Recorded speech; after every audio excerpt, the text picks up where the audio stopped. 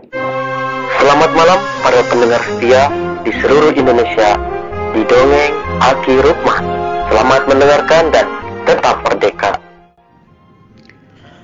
Assalamualaikum warahmatullahi wabarakatuh. Bismillahirrahmanirrahim. Allahumma arinal haqqo haqqon warjukna tiba'ah, wa arinal batila batilan warjukna tinnabah. Innallaha jamilun yuhibbul jamal, amma ba'du.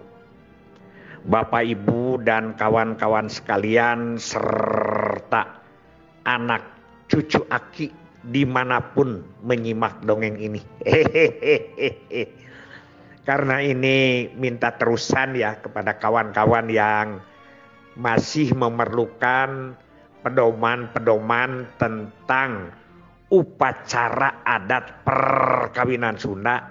Sekarang kita garap bagian ketiga.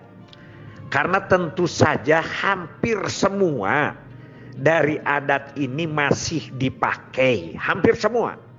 Kecuali yang paling hilang itu adalah ngeyek sereh diantaranya ya. Itu mah ambil hirang, numas mungkin sekarang tidak ada. Tapi nanti kita akan ceritakan ya. Yang bagian ketiga ini mulai dengan materi. Aki akan mengurai malam ini 3. Yaitu 1 nenden omong, 2 nanyaan, dan 3 melamar atau lamaran. Ki kok nenden omong dengan nanyaan dengan melamar berbeda kalau sekarang disatukan? Ya sekarang. Ini kan lagi belajar pakemnya ya. Jadi pakemnya. Begini, bila si anak laki-laki sudah berbicara ke orang tuanya atau orang tuanya sudah melihat ada kedekatan dengan 1 orang wanita, dulu itu siapa yang lebih dulu? Apakah anaknya yang lapor ke bapaknya atau bapak yang nanya ke anaknya? Karena saking dulu itu kan cepat gitu ya. Kalau ada apa-apa itu takut ada apa-apa gitu. Apa-apa semuanya apa-apa begitu.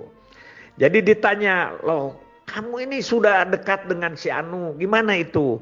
Oh iya Pak, saya naksir dan lain sebagainya. Cepet tanggap begitu.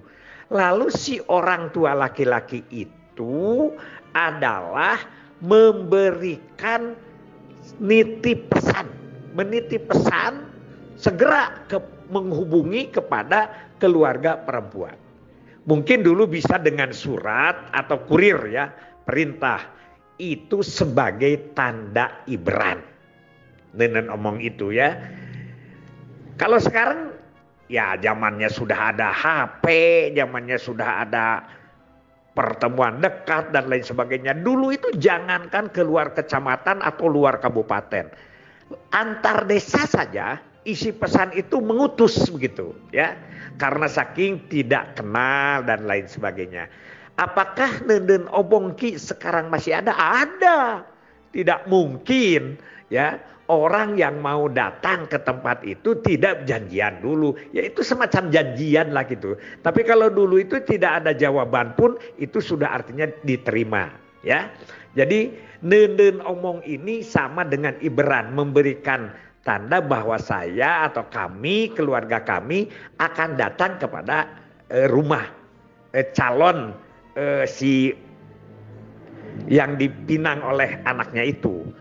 Tapi di sini baru terbatas. Paling yang berangkat bapaknya dan ibunya. Atau bapaknya, ibunya, kakeknya begitu. Biasanya bertiga atau berapa. Biasanya adik-adiknya juga tidak diajak. Karena itu yang disebut dengan orang tua terbatas, ya. Datanglah ke sana. Nah, kalau sudah sepakat misalnya hari anu, tanggal sekian, barulah datang pada acara yang kedua, yaitu yang disebut dengan nanyaan.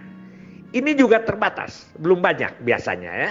Yang hadir itu, ya kalau sekarang karena disatukan dengan lamaran ya pasti banyak. Nanyaan itu berasal dari kata nanya atau bertanya. Jadi pada nanyaan itu jangan langsung jeger-jeger begitu ya. Ya mungkin karena alam ya sudah pada kenal, tapi sebetulnya sekarang itu gampang, simple, tapi tidak menusuk kalbu, mengiris hati. Kesannya, perasaannya kurang dalam gitu ya. Tapi ketika kita bertanya, ada beberapa pertanyaan. Yang pertama yang harus ditanyakan oleh kedua laki-laki itu adalah tentang tereh. Tereh itu adalah identitas diri yang dimiliki dan melekat selama hidup. Itu tereh namanya. Nanti di ngeyek seru akan urai lebih panjang. Tereh itu adalah keturunan, agama, ageman ya. Padumukan tempat tinggal atau dari mana dia asal wilayahnya dan apa kebiasaan itu terus harus ditanyakan itu ya. Kalau sekarang mah nggak pernah ditanya begitu. Itu mengenai nanya atau yang pertama apa nanyanya terus tadi sudah. Pertanyaan apakah sudah ada yang titip pesan atau punya pacar lah begitu kasarnya mah. Itu harus ditanyakan dulu. Jangan sampai nantinya itu adalah mengadu domba. Padahal dia itu sudah ada yang pesan kepada orang tuanya atau kepada anaknya. Dipaksa, terpaksa kan begitu. Zaman dulu itu. Sekarang juga tidak sedikit yang berebut. Akhirnya sampai kepada bunuh-membunuh. Yang berikutnya adalah pertemuan setelah dijawab bahwa terehnya, kemudian punya pacarnya, ada yang kelewat. Sebelum kita menyampaikan pertanyaan juga kita mengenalkan diri langsung. Biasanya zaman dulu, kula teh boga bedog, ngan sarangkana, iya bedog teh turunan ti buatan Ciwidey. Disebutlah keunggulannya, sekolahnya dan lain sebagainya. Nah, kalau sudah dikatakan bahwa terehnya dari sana, kemudian yang kedua tidak ada yang meminang lebih dulu, maka yang ketiga pertanyaannya, nah sekarang bertanya, apakah kalau sudah lengo itu, bagaimana kalau dipersunting? Bagaimana kalau mau dijadikan istri? Mau atau tidak? Jadi janji di pipir-pipir, sulaya di pasar-pasar. Nah eta teh nyaan disebutna nyaan. Apakah betul begitu? Disebutna nanyaan. Itu ya. Nah, nanyaan itu hanya sampai di situ. Biasanya dulu tidak disatukan dengan melamar. Kalau melamar itu nanti setelah ada pertanyaan itu baru dilamar dulu, dilamarkan di diri masing-masing. Karena ngalamar itu dari ngalemar. Ngalemar itu makan siri, apu, jame, macam-macam lah disatukan, kemudian dikunyah, dikeluarkan, dimasukkan, dikeluarkan. Itu ada yang disebut dengan bisi asak, kudu asak-asak ngejo, bisi tutung tamagana. Di situ ya. Makanya lamaran itu biasanya berikutnya, tidak pada saat itu. Nah kalau sudah gitu janji lagi. Tapi ada juga yang disatukan. Leges kieu bae da urang teh cenah pugu jauh ya teh. Karena lamaran dulu itu tidak pakai protokol. Tidak pakai kursi yang begitu. Ya sekarang kan mewah. Kalau dulu mah adalah kita mengamparkan samak atau ialah tirai kita atau karpet begitu, itu sudah kelas tinggi kalau karpet itu di tengah rumah ya. Jadi dialog, saling bertanya ya, saling menjawab begitu. Karena dari sana juga ada pertanyaan dari pihak istri juga kepada laki-laki.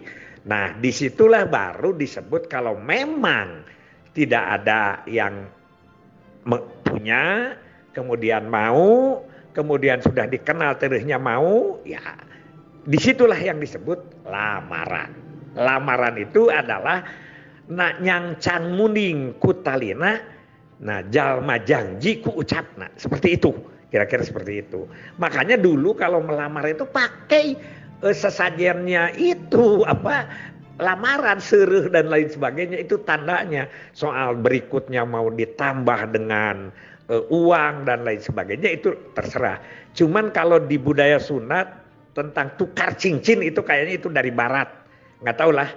Setahu Aki tidak ada itu ya, tukar cincin pada saat itu tuh. Tapi sekarang itu dari mana masuk nggak apa-apa, kita lanjut aja gitu ya. Nah itulah, tapi ada juga yang 2 sampai 3 disatukan. Jadi itu bagus. Yang pertama adalah nenen omong, kedua nanyaan. Bagus sekali kalau nanyaan itu jangan langsung gitu nanya bertanya. Dan di situ sekarang intinya adalah saling perkenalan ya. Padahal bukan di melamar, tapi kadang-kadang melamar dulu baru diadakan kenal mengenal. Itu mah sama aja dengan dikawinkan dulu sebelum seserahan. Nah, Aki suka marah kalau di situ. Tapi di situ kalau memang Aki diperankan sebagai lulugu, kalau tidak mah nggak apa-apa. Namanya juga budaya kan begitu. Terima kasih kepada Kang Dr. Dede Mahmiludin dari Jatinangor dan Kang Asep Edi dari Subang yang masih punya modana dipotokan ke Aki. Ki nih punya modana, kata Kang Asep Dedi.